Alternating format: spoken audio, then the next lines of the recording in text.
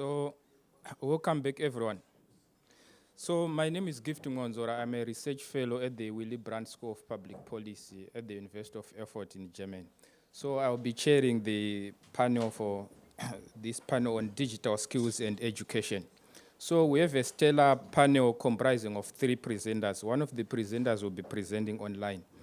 But I think this panel on digital skills and education is one of the critical panels that also speaks to issues of how do we skill the human labor force, also in terms of it might be both those in school and out of school.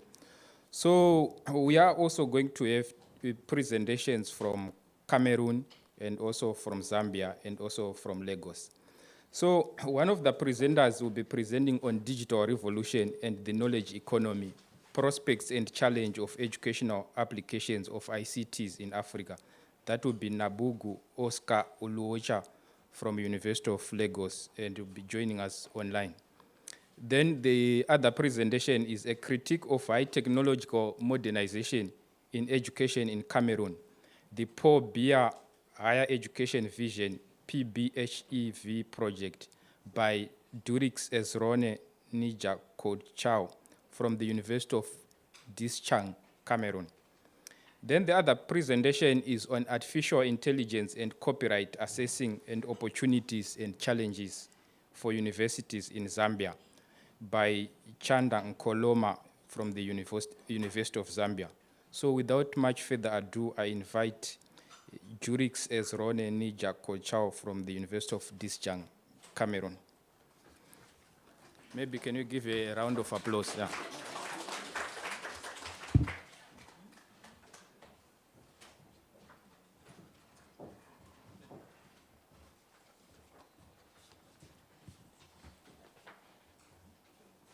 Okay, thank you.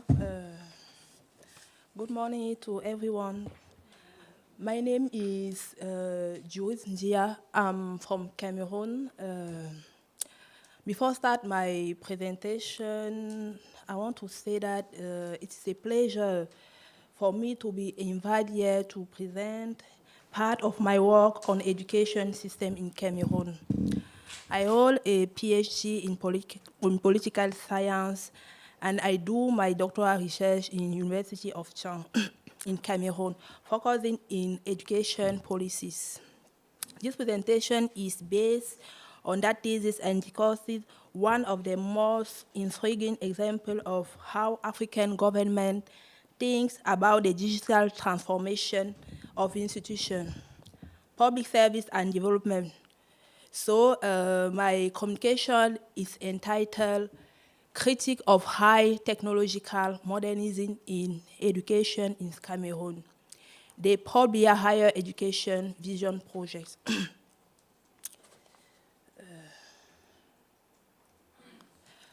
For several decades, Cameroon has been engaged in a process of digitalizing higher education, yet it has not fully achieved its intended objective. Although the Framework Law on Education, number 98004 of April 14, 1998, defined a general legal framework for education in a country, it does not explicitly address digitalization. However, Article 25 emphasizes the need to adapt education to the evolution of science and technology.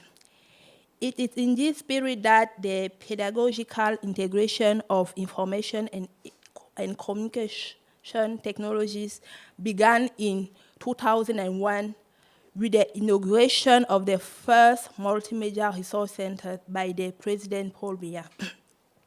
These centers were established with the support of the state ministries such as Ministry of Basic Education, the Ministry of Secondary Education, and the Ministry of Posts and Telecommunication, as well as international partners through bilateral cooperation, particularly the Islamic Development Bank, company like Microsoft, and publishers such as EDISEF. The public quickly embraced this tool leading to various modernization projects within the national education system. However, despite this effort, the digitalization of education has fallen short of initial expectation. Okay. In response to this situation, the head of the state launched what he described a visionary project named the E-National Higher Education Network, whose main objective was to promote the digital transformation of Cameroonian universities. This initiative aims to digitalize both academic instruction and administrative activities within higher education. It materialized through the Biya Higher Education Vision Project, an ambitious university governance program implemented by the government to modernize the national higher education system through the integration of digital technologies.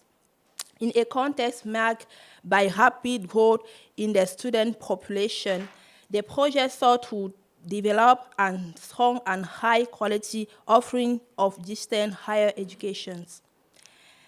The momentum was intended to culminate in the creation of an institution fully dedicated to online education, the Digital University of Cameroon, a state university exclusively focused on non-presential learning.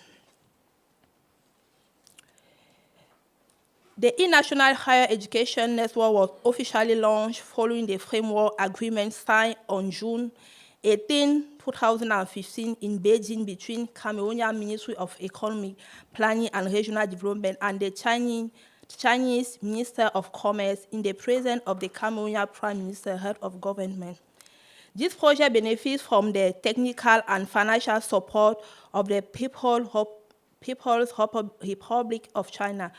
On July 26, 2016, the Minister of Economic Planning and Regional Development, Louis-Paul Motazi, signed a loan agreement with Exim Bank's China to finance the E-National Higher Education Network project. The agreement provides for a 2-year implemented period, a 2% interest rate, and 20-year repayment term, and a 5-year grace period. Inspired by similar initiatives implemented in Gabon, Guinea, and Côte d'Ivoire, the project aimed to provide every student enrolled in a public or private university in the country with a laptop. The initiative, called One Student, One Laptop, was estimated at 75 billion CFA francs, approximately 114 million euros.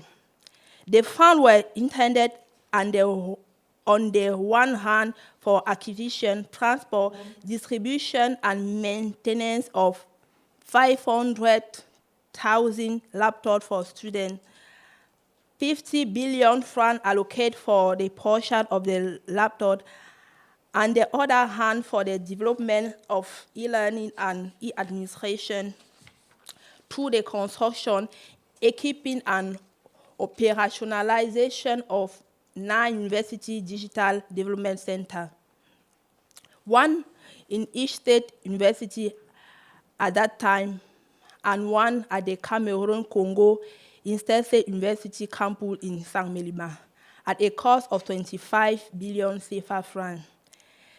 The project has a dual objective. First, it aims to enhance the digital visibility of Cameroonian university by establishing modern infrastructure, both physical and digital. Second, the project sought to democratize access to digital technologies for students and promote the widespread option of ICTs by developing the necessary skills for the digital transformation of Cameroonian higher education. On December 26, 2017, the first PBHEV laptops were distributed to students on the campus of the University of Yaoundé 1.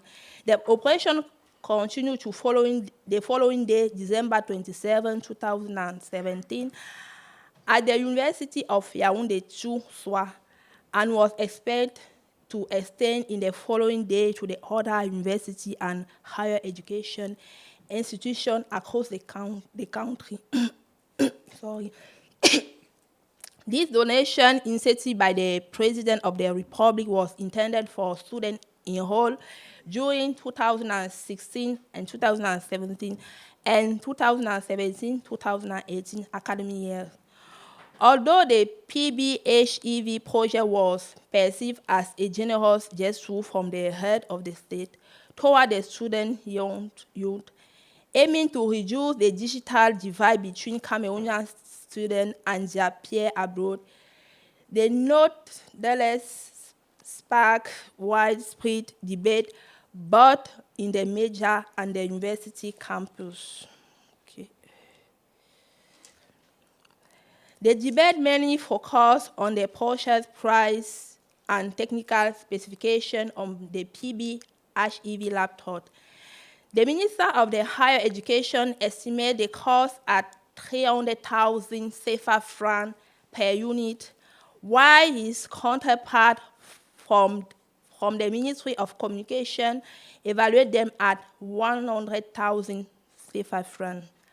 Puzzled by these discrepancies, some students conducted their own investigation and discovered that similar netbooks manufactured in Shenzhen, like the PBHEV, were being sold on websites such as Alibaba between $85 and $19, approximately 46,500 to 49,000 CFA francs for order at least 5 units. This suggested an overshare estimate by nearly 25 billion CFA francs. As for their specification, the laptop weighed 1 kilogram, have 10-inch screen and 8-hour battery life, 4 gigabit of RAM, 32 gigabit of SSD storage, and access to 1 terabit of Microsoft Cloud storage, then run on Windows 10 44-bit. These specifications were deemed insufficient and were criticized by students who lamented the limited capacity of the machine, particularly the 32 gigabit of storage, and pointed out the cost of the internet connection required to access the cloud. Furthermore, students were disappointed that the laptop provided were not suitable for the demand of academic research, especially due to their low storage capacity. Additionally, issues were reported. Some devices were defect upon delivery, dead battery, malfunctioning screen. In response to this malfunctioning, many students chose to boycott the initiative by reselling the laptop on the black market around 20,000 CFA francs, or simple refusing to collect them. With after-sale service often unavailable, some students took it upon themselves to become informal technicians, offering paid service ranging from 500 francs CFA for office to 365 aviation to 15,000 CFA francs for hardware repair. Some students felt that 75 billion CFA invested to purchasing the laptop would have been better spent of creating local jobs. Others believe it would have been more meaningful to offer each student 1 year of free tuition instead. The cyber activities, poll tutor, and several opposition group leaders took the opportunity to accuse the government of using the donation for electoral purposes in connection with the Chinese company Sichuan Telecom, even going so far as to inscribe the president's initial P&B on the laptop. They denounced the initiative as a propaganda campaign financed to Cameroon in the business at a time when the country has just turned to the EMF for the second time. The PBHEV project, although ambitious in its aim to modernize higher education through digital technology, highlight the limitation of the technological approach, disconnect from local reality. Indeed, the initiative was implemented in a context where most Cameroonian university campus face major structural issues, frequent power outage, lack of basic IT infrastructure, and limited internet access. In most cases, students themselves must pay for their own internet connection, making the use of digital tools difficult, if not impossible. The laptop distributor often criticized for their limited capacity of technical malfunction, did not meet the actual need of students, especially those involved in academic research, in the absence of the functioning after-sales service. Improved solutions emerged, with some students turning into makeshift technicians to compensate for the system shortcoming. Moreover, the project has been marred by suspicion of political instrumentalization, with some viewing it as an electoral propaganda tool financed through having public debate at a time when Cameroon was just sought assistance from the EMF. Thus, far from addressing the whole issue of the education system, the PBHIV project highlights the usual need for a more coherent, structured, and adapted policy, one that takes into account student social, economic realities, infrastructure needs, and the necessity of strong pedagogical and technical support. Digitalizing education cannot be reduced to distributing equipment. It requires a comprehensive, inclusive, and sustainable transformation of the system. This communication draws inspiration from the work of Johan van Niekerk, Benjamin Ganson, and Hussein Lumandi, who demonstrate that digital revolution has profoundly transformed higher education in Africa. These authors agree that the integration of technology in education cannot be limited to simply providing digital tools. It must be accompanied by a deep transformation of pedagogical and institutional practice. Johan van Niekerk emphasizes that the acceptance of technology by teacher and student life depend on their perception of its usefulness and ease of use. These insights support the technology acceptance model, which explains with many initiatives fail due a lack of human support. For his part, Benjamin Ganson points out the digital technology not only after teaching method, but also reshape the organizational structure of the university, calling for more inclusive practice and active learner participation. Finally, Lumanda stressed the need for the strategic approach to digitalize integration, reinventing pedagogical methods for fully harness the available technologies. They are analyzing once again a superficial digitalization that merely replicates the limitation of the traditional system. Together, these authors show that for African higher education to succeed in its digital transition, they must invest not only in infrastructure, but also in training, pedagogical innovation, and the redesign of educational policies. Thank you very much.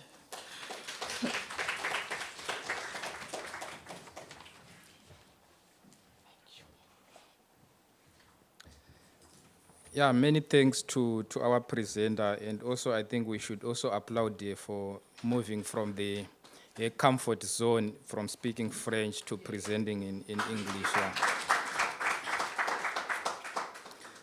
Yeah. So our second presenter, we now move to Zambia, where we have Chanda Nkoloma, who is going to present on artificial intelligence and copyright, assessing the opportunities and challenges for universities in Zambia.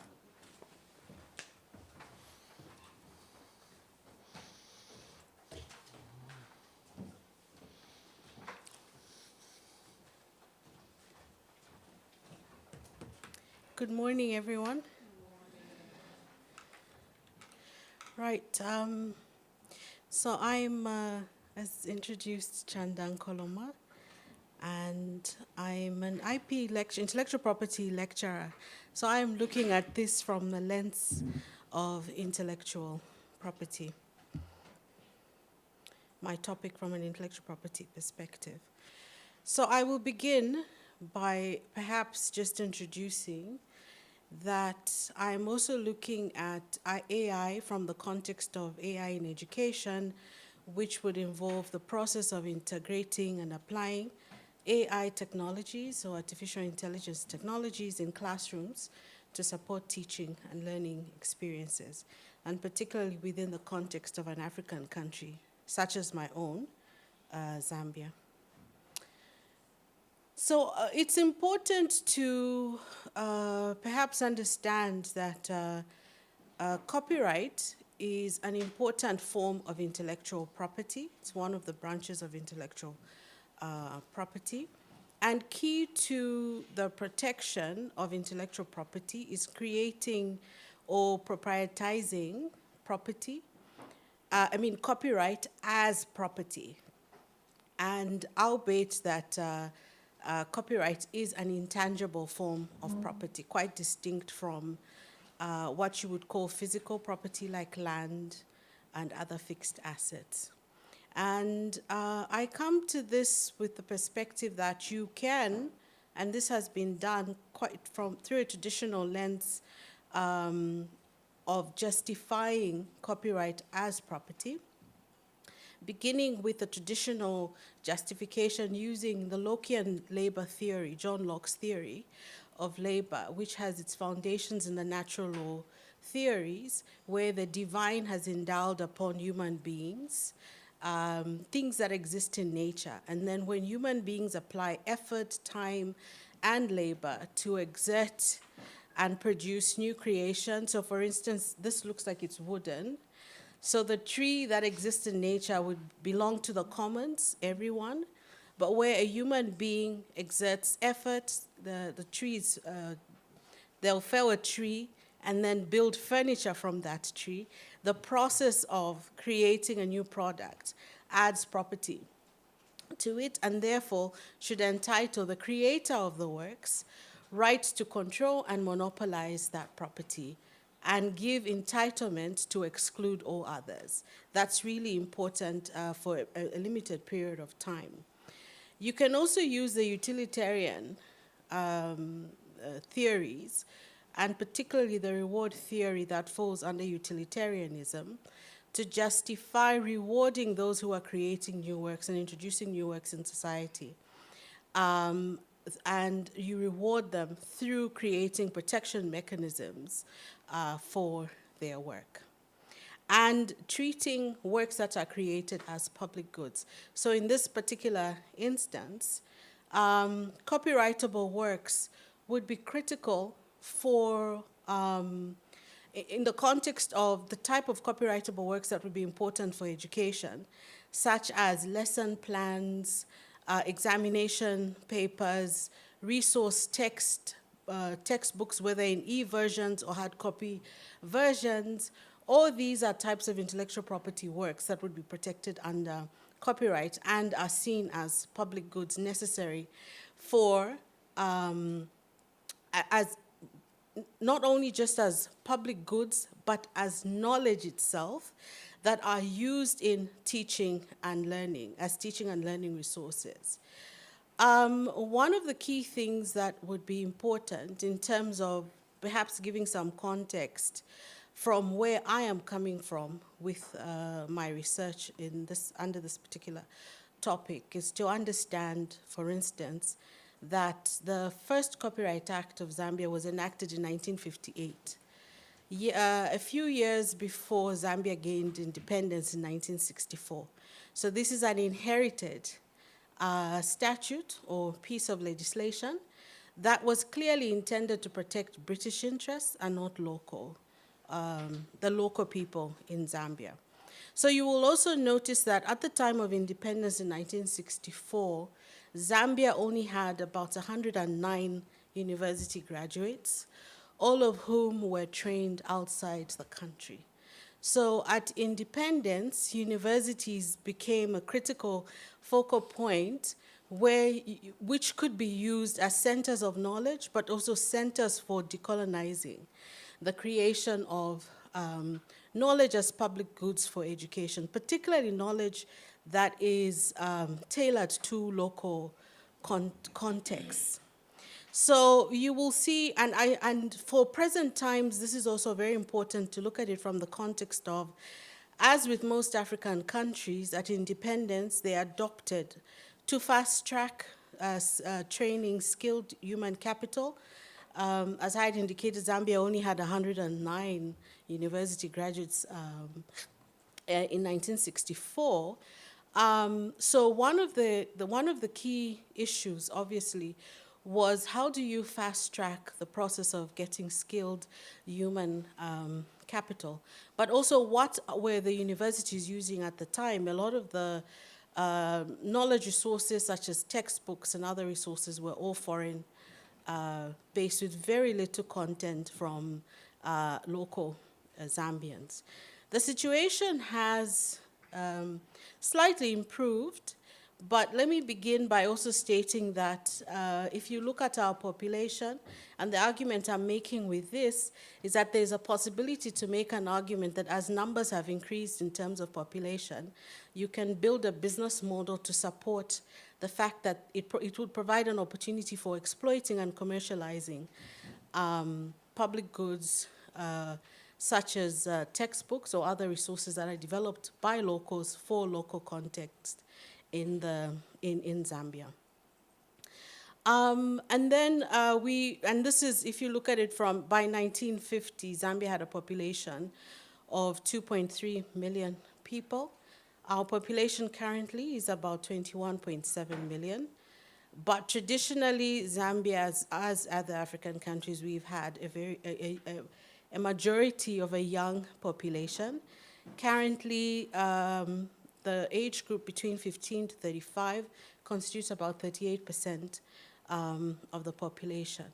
And when you also consider from the context of high unemployment rates, which is quite high in the region, at 6% generally, and also 9.8% for the youth, universities become important centers for absorbing the youth in terms of skills, training, and education.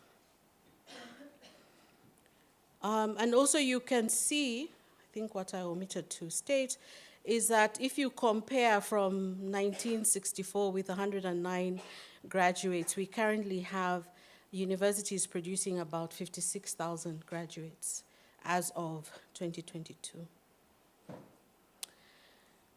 So, also in view of the fact that we have had this growing population, high unemployment rates, and also increased demand for adult education, there has been a push for a policy on massification in universities.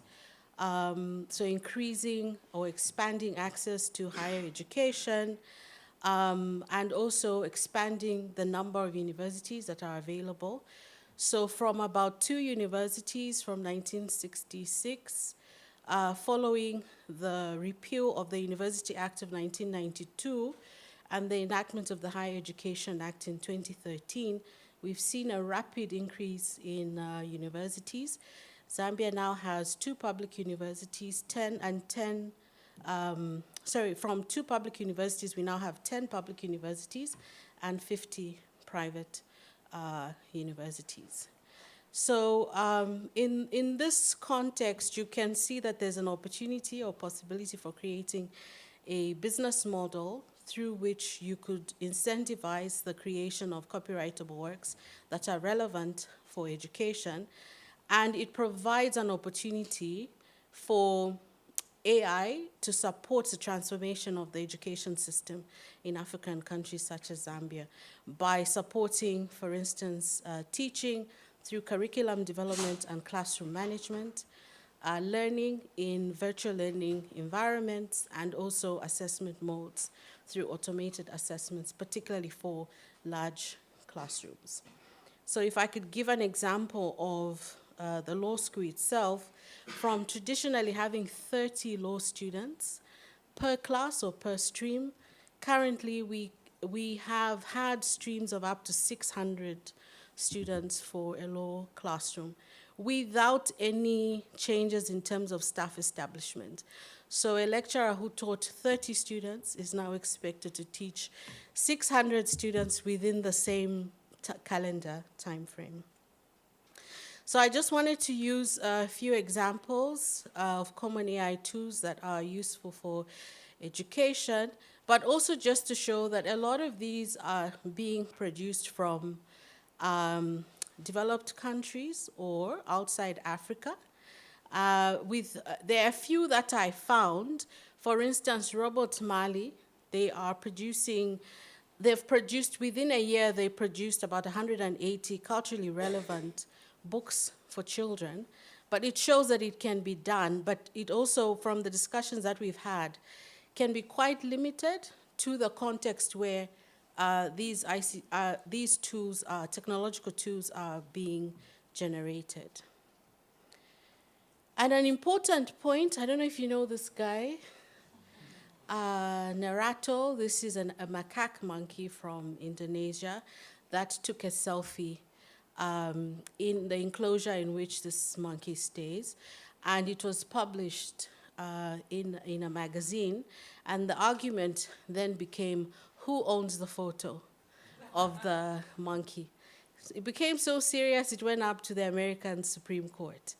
The importance, why I'm raising this issue, is because the issue of ownership affects issues of exploitation and commercialization and the ability to commercialize. And this is why the discussion on the worker was very interesting for me, because it was a clear issue of, from the context of the models where these technologies are being produced, the key focus is on who is generating these technologies through their creativity or inventiveness, with very little focus on the workers who are working in the environments that are utilizing these technologies. So when you look at it from this angle, what the courts have held, and this is quite common across most, especially common law countries, is that intellectual property, including copyright as a form of IP, cannot be owned by animals. Only human beings have the preserve to own intellectual property and the intellectual property rights that may arise from that.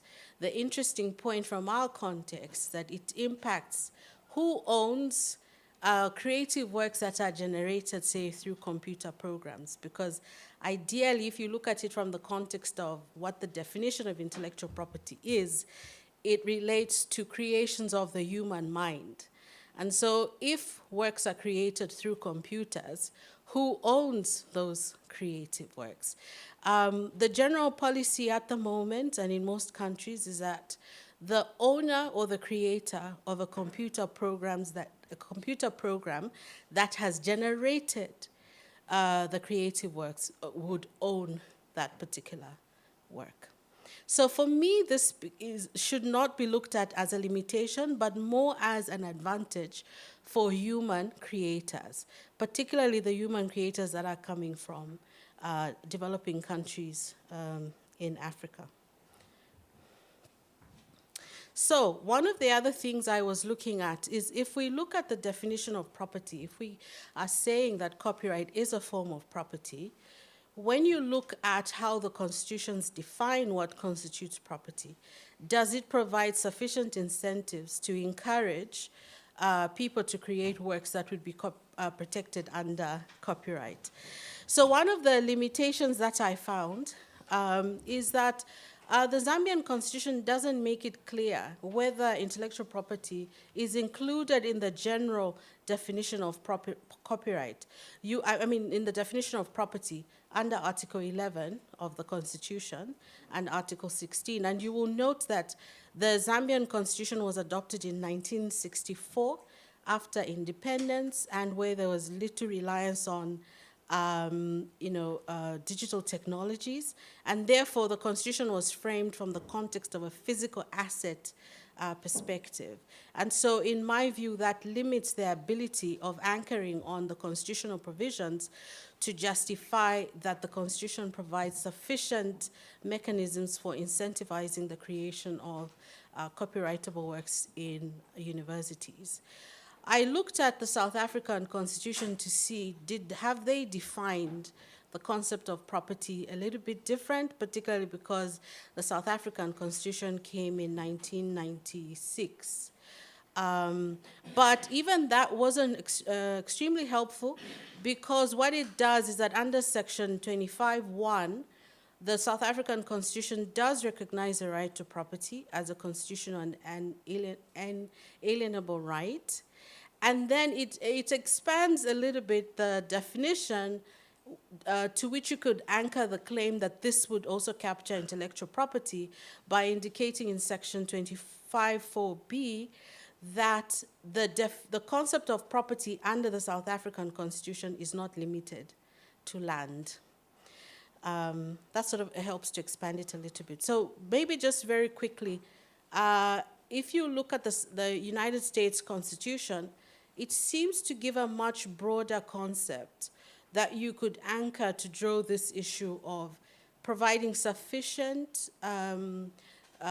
specificity from the context of specificity, but also to ensure that it's providing sufficient justification for the expansion of property to include intellectual property, because under Article 1, Section 8, Clause 8, the U.S. Constitution does provide that Congress has the power to enact laws to promote progress of science and then useful arts by securing exclusive rights for authors and inventors for a limited period of time.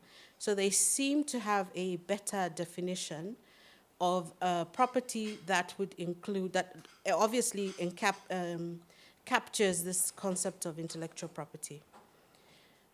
So from that perspective, I need to conclude. I'm making recommendations that there should be constitutional reform in my country to clarify the scope of property so that it's inclusive of the concept of intellectual property, but also to expand the teaching of intellectual property beyond certain traditional disciplines, such as law and the arts, and also to develop clear national and institutional AI policies and strategies for the responsible use of AI, and to incentivize local development of AI's ICT tools to support localized teaching and learning resources, but also to prioritize national and institutional funding to local ICT development and AI literacy. And this is particularly because as a developing country, very little funding goes into education, and if any goes to funding development of digital tools that would be relevant and tailored for local context such as mine. So I'll leave it there. Thank you.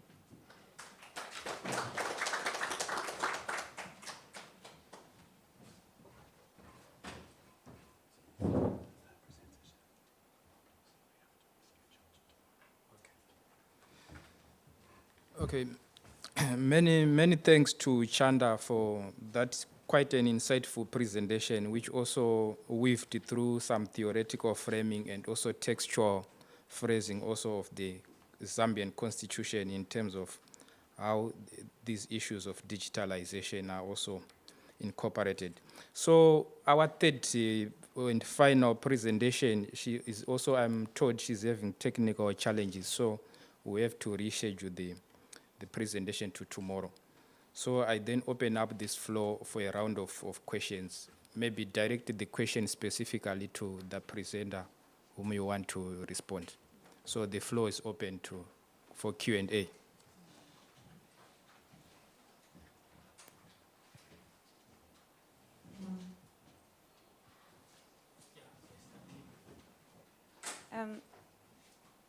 Sorry, this might be a bit of a dry question. I apologize in advance. But I was wondering, I think for Catherine, no wait, I'm not sure what your name is on the left, yeah. Chanda.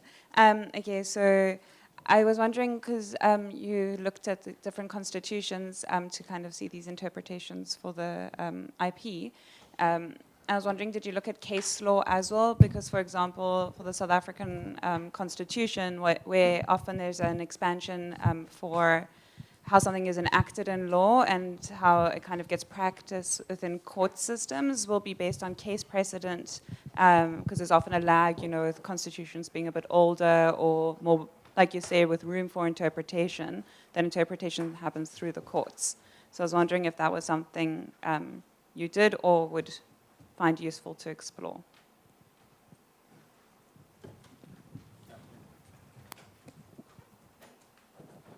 Yeah, also related to this, to Chanda's presentation, I have no idea about legal studies, so it might be a naive question.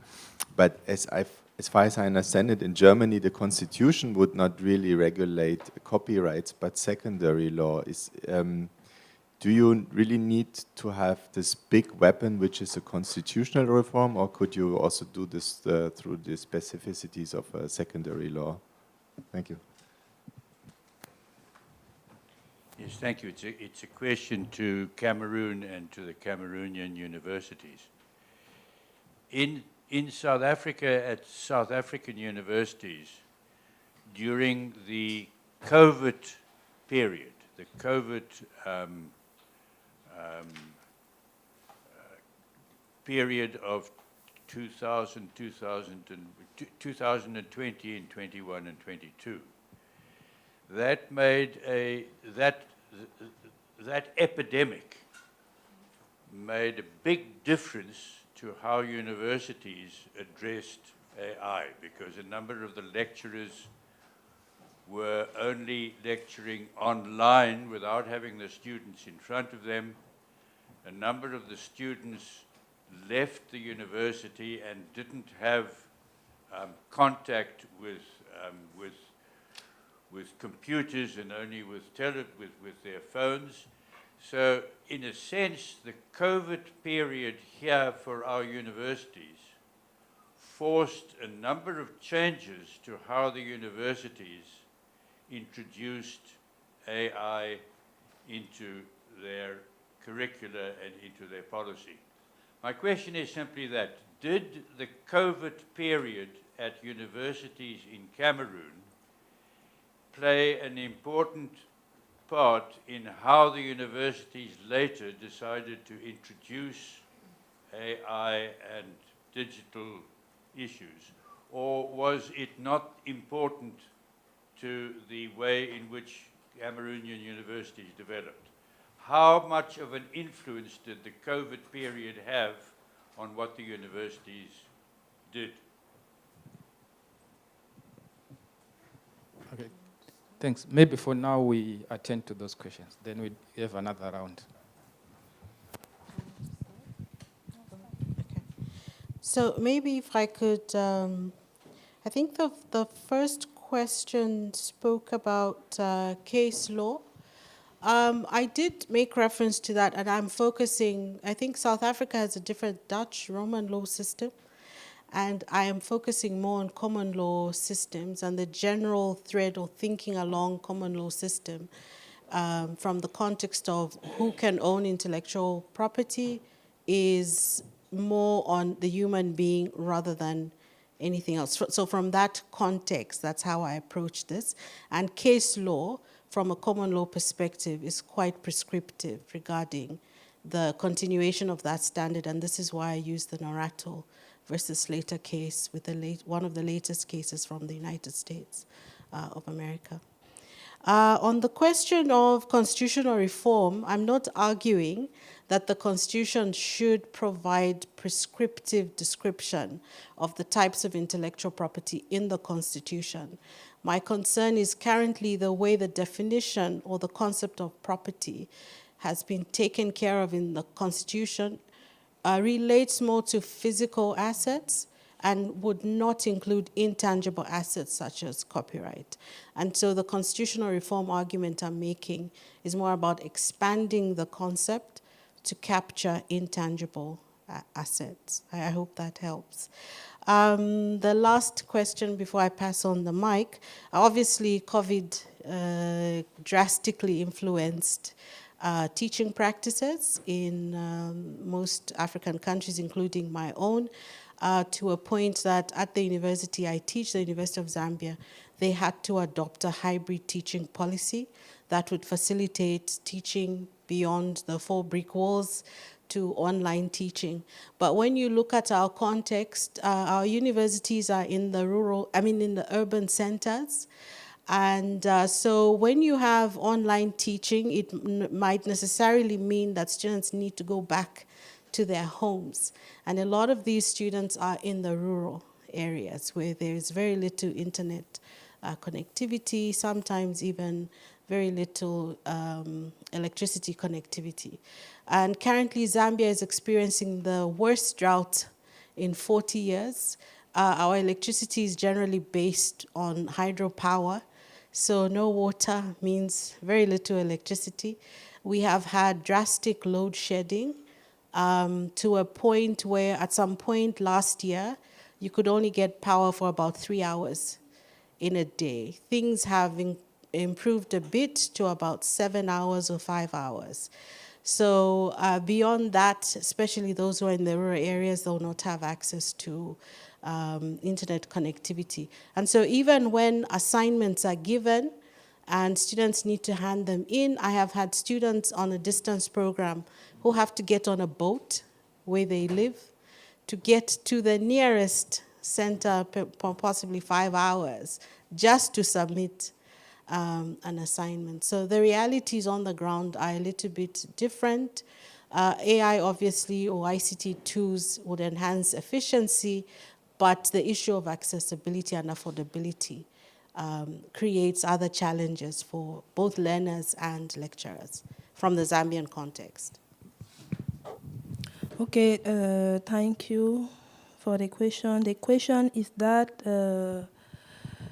we want to know if the COVID-19 have influenced Cameroon higher education as it has influenced South African education.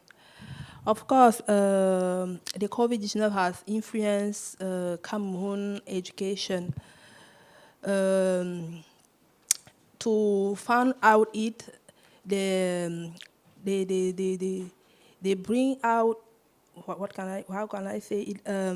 Lecturer bring out e-learning, so it will be difficult because to make it, students have to have at least a laptop and a connection, electricity, meaning that students have to be far than the lecturers.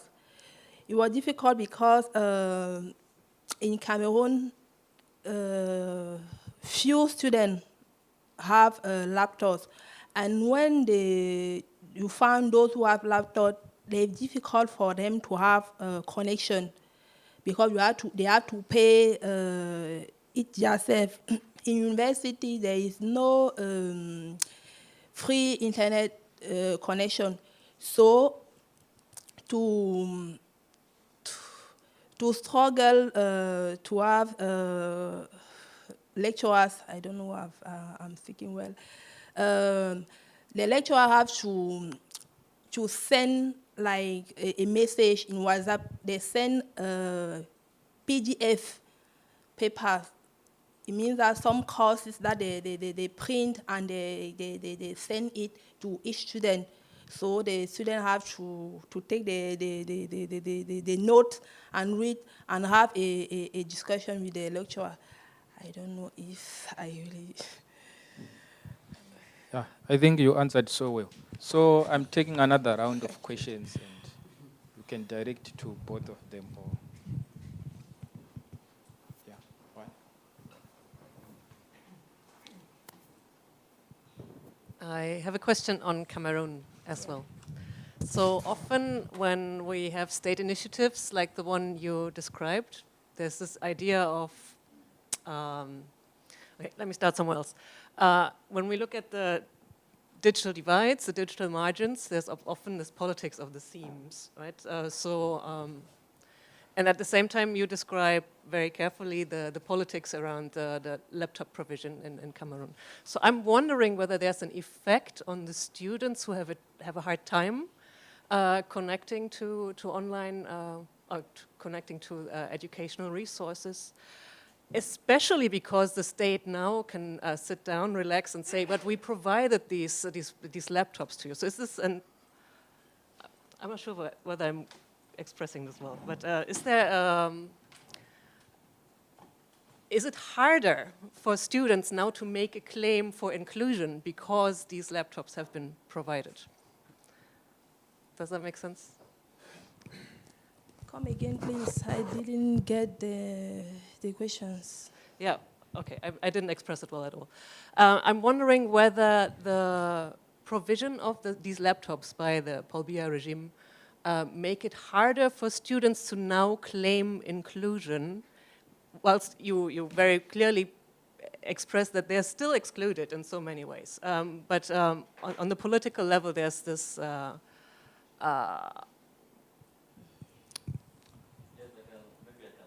you translate it, please? Thank you. I was also thinking the same, that George might translate. Le fait que le régime de Paul Biya ait offert des laptops aux étudiants, ça rend désormais difficile des revendications étudiantes de dire nous n'avons pas de machines, nous ne pouvons pas travailler, nous n'avons pas de technologies. Là, avec cette politique-là, le régime se sauve et évite simplement des problèmes, quoi. Donc, est-ce que ça rend plus difficile les revendications étudiantes au niveau de l'inclusion technologique, par exemple? Tu peux répondre en français, je vais traduire. Non, non, cela ne rend pas plus difficile les revendications, surtout que ces ordinateurs ont été contestés par les étudiants car ils estimaient que les capacités des ordinateurs étaient insuffisantes pour leur niveau de recherche ou alors pour parvenir à leur recherche. Et aussi, ces ordinateurs étaient défectueux à leur réception, ce qui activait davantage les critiques. Bon, si je peux dire ça comme ça. Okay, just to summarize, you said this project has been contested by the recipient beneficiary because, first and foremost, it was looking like it is just a communication strategy to sell Biya regime good intentions, for example. And technically, it was very difficult to use those computers, small storage, in lack of internet, and it's not possible to use this kind of device if we don't have internet, and if we cannot access to the digital resources, for example, digital platform, Cambridge, search, journal, you cannot get access to those documents. So globally, it didn't change something. So et aussi après avoir su qu'il s'agissait d'un prêt, c'est-à-dire que... and the way they decided to fund the project was very problematic because the Cameroonian government took a credit to the China to the bank in China, and a lot of amount. And some people started to say, why we don't use that money to build a factory in Cameroon to produce permanently a computer? Why you borrow that kind of money, huge amount, just to buy laptop? le pays dans la dette et qu'on doit... Today we don't have it, and the project is collapsed. So that is what he... I hope I try.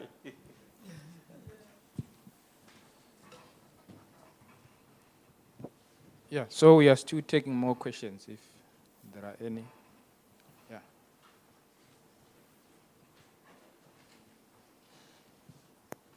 Merci. Cette politique, elle n'est pas camerounaise seulement. Je crois qu'au Mali, il y a eu la même politique.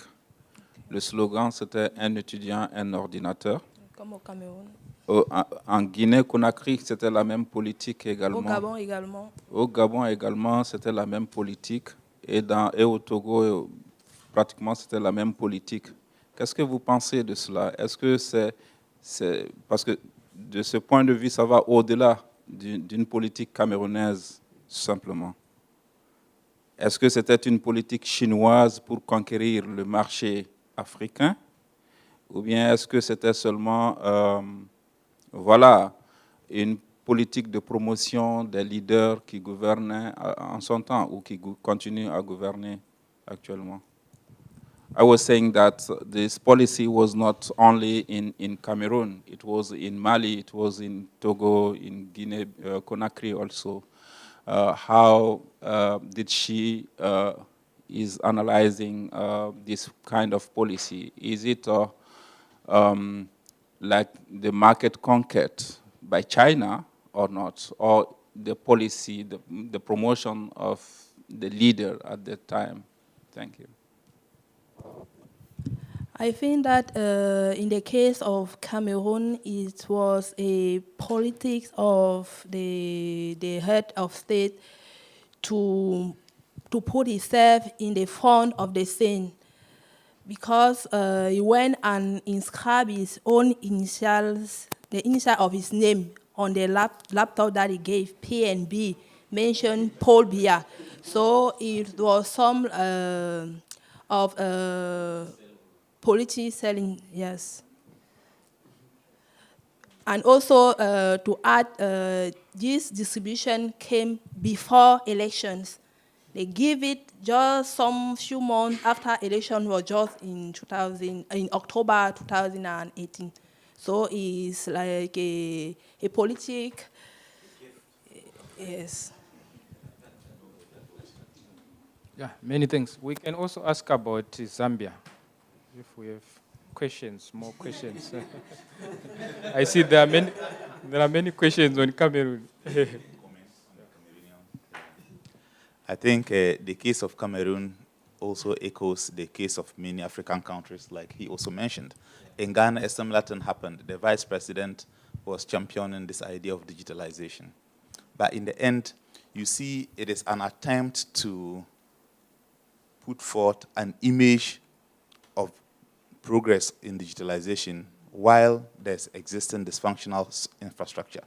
Okay, so it is one way of legitimizing public spending and also to be able to legitimize the sourcing of that funding as well. Ultimately, for maybe, let's say, private gains sometimes. So there is this conceptualization of it that has been described by Pritchett as a systematic isomorphic mimicry, where people try to put up a form. He asked the question, why is it that aid has been coming to developing countries all these years, yet there is no real change? But the players are there, the funders are funding, the recipients are receiving, yet there's no change. And this is part of it. Thank you. Thank you. Okay.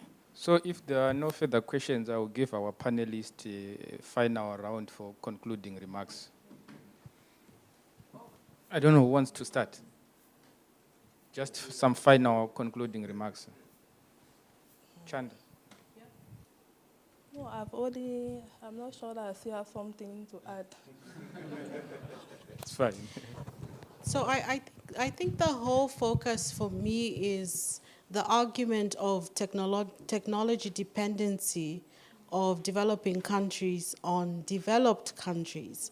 Intellectual property can provide a framework to exit that dependency by allowing locals to be creative and innovative, but you need laws to sufficiently incentivize that process. And this is why for this purpose, I'm looking at it from a context of, does the definition of property in the Constitution provide sufficient incentives or scope for incentivizing local creativity and inventiveness from the context of AI and copyright?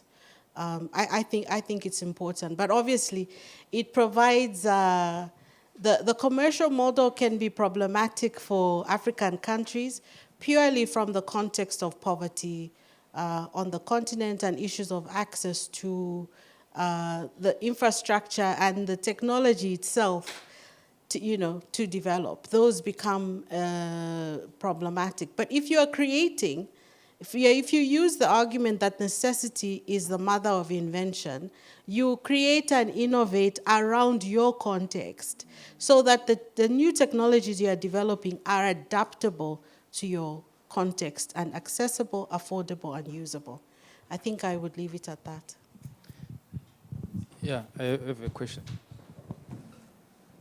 Hi, so my question is for Chanda. What is the government saying about this, about including intellectual property as part of people's private property? Has there been consultation with the government, and from the perspectives of those who are interested in this, and what has been the government's position on this? So I will respond on the basis that for the key 4 types of IP, copyright, patents, trademarks, and industrial property, Zambia inherited British laws in 1964. And these laws have really not gone through any amendments until about, for some, 2016, that allowed for locals to input in terms of what models of IP protection do you need that would support local creativity and inventiveness. But you also have to view it from the context of the limitations that exist by virtue of the agreement on trade-related aspects for intellectual property within the WTO framework, which sets the minimum standards of what could be domesticated at national level. So adding a layer of a twist of tying the policy space of the hands of African countries in terms of how you can create innovative models that allow for local content creation without violating minimum standards of the TRIPS agreement. So it's a catch-22. But personally, I've wondered why African countries, and including Asian countries, have not taken advantage of Donald Trump's push for TRIPS being, or the WTO being irrelevant. For me, it provides an avenue through which perhaps you can have renegotiate what might be acceptable standards for national implementation in terms of intellectual property. Yeah, thank you. Yeah, many thanks, Chanda. So I think this marks the end of our panel on digital skills and education. So maybe can we give a final round of applause for our panelists? I now give this opportunity to Andrew for, I think, for housekeeping issues and also, yeah, for the next steps.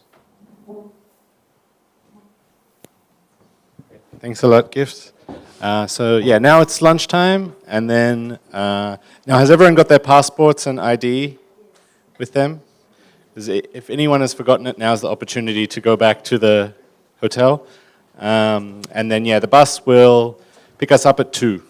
So we've got quite a bit of time now to have a nice, relaxed lunch. Yep.